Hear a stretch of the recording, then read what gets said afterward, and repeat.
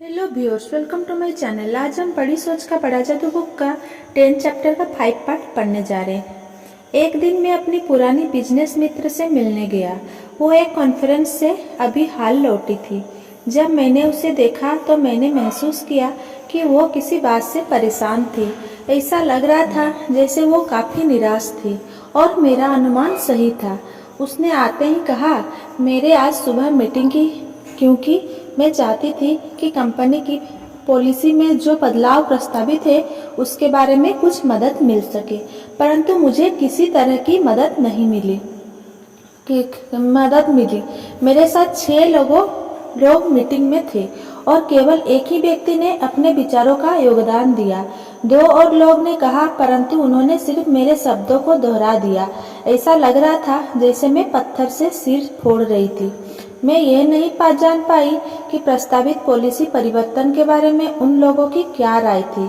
दरअसल उसने आगे कहा, होना ये चाहिए था कि हर व्यक्ति मुझे ये बताता कि वो क्या सोचता था।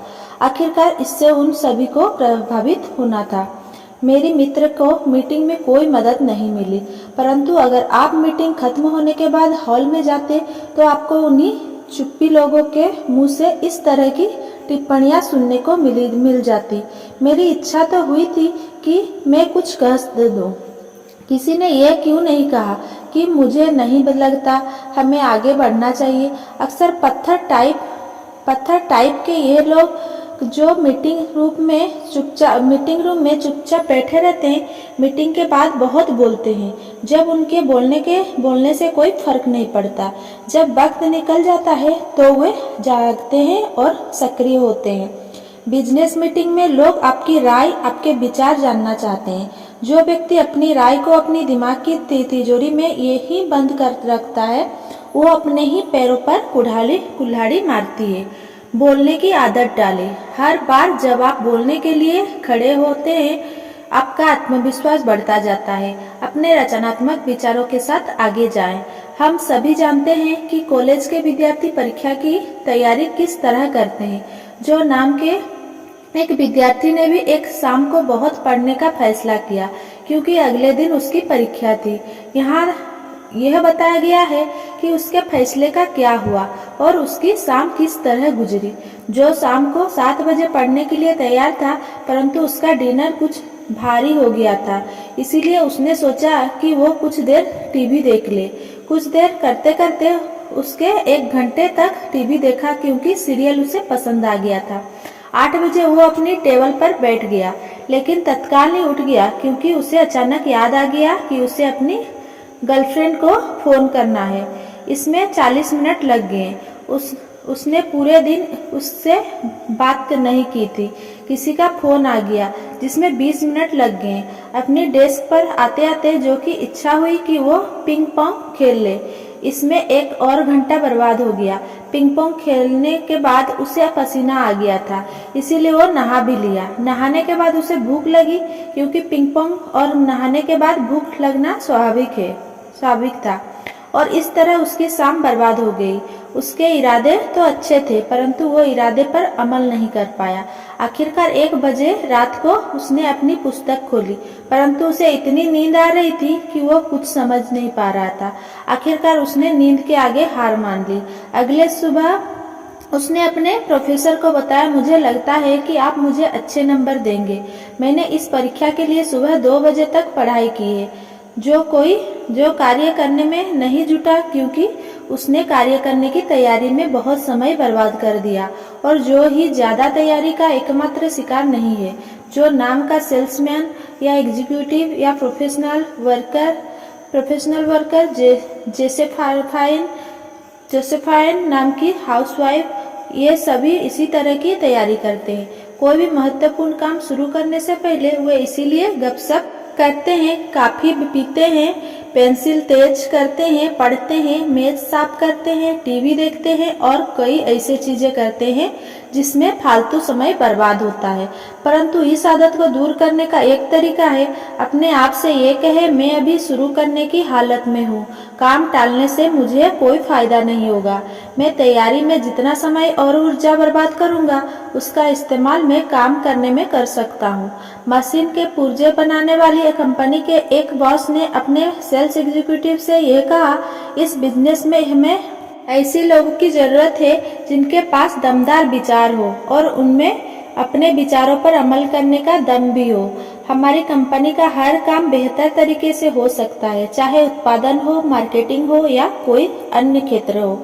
मैं यह नहीं कहना चाहता कि हम अभी खराब काम कर रहे हैं, हम अच्छा काम कर रहे हैं, परंतु हर सफल कंपनी की तरह हमें नए सामानों, नए बाजारों, नए विचारों और नए उपायों की जरूरत है। हमें ऐसे लोगों की जरूरत है जो पहल करें, वही हमारी टीम के कप्तान बनने काबिल है।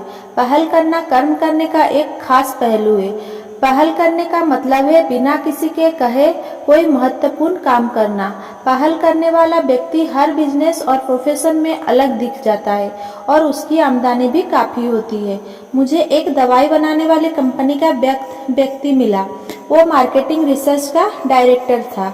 उसने मुझे बताया कि वो इस पद पर कैसे पहुंचा। पहल की शक्ति का यह एक अच्छा सबूत था। 5 साल पहले मेरे मन में एक विचार आया। उसने मुझे बताया, मैं तब तक मिशनरी सेल्समैन की तरह काम कर रहा था जो होलसेलर्स से मिला करता था। मैंने यह पाया कि हमारे पास अपने ग्राहकों के बारे में आंकड़ों की कमी थी। मैंने कंपनी के हर व्यक्ति से इस बारे में बात की। मैंने उन्हें बताया कि हमें मार्केट रिसर्च की जरूरत है। पहले तो सबने मेरी बात अनसुनी कर दी क्योंकि मैनेजमेंट को इसका महत्व समझ में नहीं आया, परंतु मुझे पक्का विश्वास था कि हमारी कंपनी में मार्केटिंग रिसर्च होनी चाहिए। इसीलिए मैंने पहल करने का फैसला कर लिया। मैंने मैनेजमेंट की अनुमति के बाद फैक्ट्स ऑफ ड्रग मार्केटिंग नाम की एक मासिक रिपोर्ट तैयार की। मैंने हर जगह से जानकारी इकट्ठी की। मैं ऐसा हर महीने करता रहा और जल्द ही मैनेजमेंट और दूसरे सेल्समैन को यह समझ आ गया कि मैं जो कर रहा हूँ वो सचमुच महत्वपूर्ण है। इसके बाद वे भी इस काम में दिलचस्पी लेने लगे।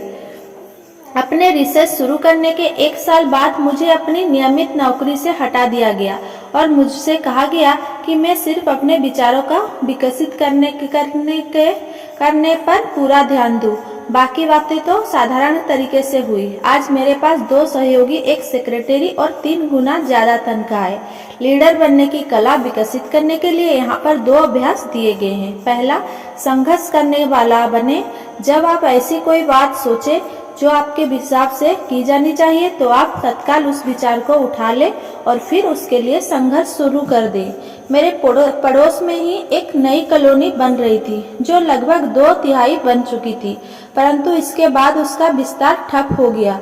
कुछ ऐसे परिवार वहां रहने आ गए थे जो लापरवाह लोग थे। इससे कोई अच्छे परिवार को उस जगह से अपने मकान बेचकर जाना पड़ा, जैसा अक्सर होता है। परवाह करने वाले लोगों को भी लापरवाह लोगों की सहवत का असर हुआ और पूरी कॉलोनी की लापरवाह हो गई। परंतु हैरी एल ऐसा नहीं हुआ। वो माहौल की परवाह करता था और उसने फैसला किया कि वो इसे अच्छी कॉलोनी बनाने के लिए संघर्ष करेगा। हैरी ने अपने कुछ दोस्तों से बात की।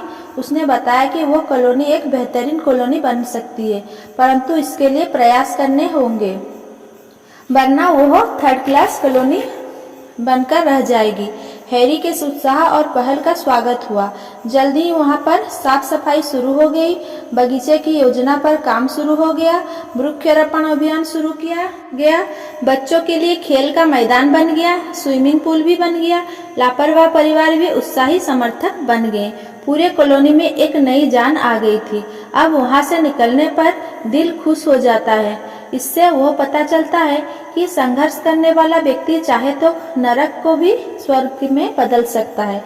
क्या आपको ऐसा लगता है कि आपके बिजनेस में एक नया डिपार्टमेंट बनना चाहिए या आपकी कंपनी को बाजार में एक नया सामान लाना चाहिए या किसी और तरीके से तरक्की करनी चाहिए। अगर आपको ऐसा लगता है तो उस विचार के लिए संघर्ष करें। क्या आपको लगता है कि आपके चर्च में को नई इमारत की जरूरत है? अगर हाँ, तो इसके लिए पहल और संघर्ष करें। क्या आप चाहते हैं कि आपके बच्चे के स्कूल में कंप्यूटर लगाने चाहिए? अगर हाँ, तो इसके लिए पहल करें और ऐसा संभव बनाएं। और आप यह बात जान ले, हालांकि हर संघर्ष शुरुआत में एक व्यक्ति का संघर्ष ही होता है, परंतु अगर विचारों में दम हो तो जल्द ही बहुत से लोग आपके समर्थन में खड़े हो जाते हैं। कर्मठ और संघर्षशील व्यक्ति बने। दूसरा, स्वयंसेवी बने। हम में से हर एक के जीवन में ऐसा मौका आया होगा जब हम किसी संस्था में स्वयं सेवा करना चाहते होंगे, परंतु हमने ऐसा नहीं किया। कारण क्या था? डर। यह डर नहीं कि हम काम नहीं कर पाएंगे, बल्कि यह डर कि लोग क्या कहेंगे, यह डर कि लोग हम पर हंसेंगे, हमें जुगाड़ू कहेंगे, हमें महत्वाकांक्षी समझेंगे। यही डर बहुत से लोगों को आगे बढ़ने से रोकता है। यह स्वाभाविक है कि आप लोगों का समर्थन, उनकी तारीफ चाहें, परंतु खुद से पूछें, मैं किन लोगों की तारीफ चाहता हूँ? उन लोगों की जो मुझ पर ईर्ष्या के कारण हंसते हैं, या उन लोगों की जो कर्मठता से काम करके सफल होते हैं? सही विकल्प क्या है, यह बताने की जरूरत नहीं है। स्वयं से भी अलग दिख जाता है, उसकी तरफ खास तवज्जो दी जाती है। सबसे महत्वपूर्ण बात यह है कि वो स्वयं सेवा करके अपनी विशेष योग्यता और महत्वाकांक्षा को सबके सामने ले आता है। निश्चित रूप से स्वयं सेवक को विशेष काम सौंप जाएंगे। आप बिजनेस, मिलिट्री या अपने समुदाय के जिन लीडर्स को जानते हैं, उनके बारे में सोचें। क्या वे कर्मठ लगते हैं या वे निठल्ले लगते हैं? 10 में से 10 लीडर कर्मठ होंगे। ऐसे लोग होंगे जो काम पूरा करके दिखाते हैं। वो व्यक्ति जो हाशिए पर खड़ा हो रहता है, वो व्यक्ति जो दुखी होता रहता है, वो निठल्ले होता है, जो सिर्फ इसीलिए वही रह जाता है क्योंकि वो कर्म के दौरान मैदान में नहीं उतरता। जो विचार करता है और उस पर अमल करता है, उस कर्मठ व्यक्ति के पीछे कई लोग आ जाते हैं और वो लीडर बन जाता है। जो व्यक्ति काम करता है, लोग उस पर विश्वास करते हैं, वे मान लेते हैं कि वो जानता है कि वो क्या कर रहा है। मैंने किसी की तारीफ इस बात के लिए नहीं सुनी, वो व्यक्ति किसी को डिस्टर्ब नहीं करता, वो व्यक्ति काम नहीं करता, या जब तक उसे बताया ना जाए वो कुछ नहीं करता। क्या आपने इन बातों के लिए किसी की तारीफ होते देखी है? कर्म की आदत को बढ़ावा दे। इन मुख्य बिंदुओं का अभ्यास करें। कर्मठ बने। पहला, कर्मठ बने, काम करने वाला बने, काम टालने वाला ना बने। दूसरा, परिस्थितियों की आदर्श होने का इंतजार ना करें, वे कभी आदर्श नहीं होंगे। भविष्य की बाधाओं और कठिनाइयों की उम्मीद करें और जब वे आए तब आप उन्हें सुलझाने का तरीका खोजें। तीसरा, याद रखें, केवल विचारी से सफलता नहीं मिलती, विचारों से सफलता नहीं मिलती। विचारों का मूल्य तभी है जब आप उन पर अमल करें। चौथा, हर भगाने और आत्मविश्वास हासिल करने के लिए कर्म करें। डर भगाने और आत्मविश्वास हासिल करने के लिए कर्म करें। जिस काम से आप डरते हो वो करें और आपका डर भाग जाएगा। कोशिश करके देखें। पांचवा, आपने अपने मानसिक इंजन को मशीनी तरीके से चालू करें। सही मूड बनने का इंतजार ना करें, कर्म शुरू कर दें और आपका मूड अपने आप सही हो जाएगा। सभी काम शुरू करने के बारे में सोचें। कल, अगले सप्ताह, बाद में और इसी तरह के शब्द असफलता के शब्द सभी कभी नहीं के पर्यायवाची है। इस तरह के व्यक्ति बने। मैं अभी इस काम को शुरू कर देता हूँ।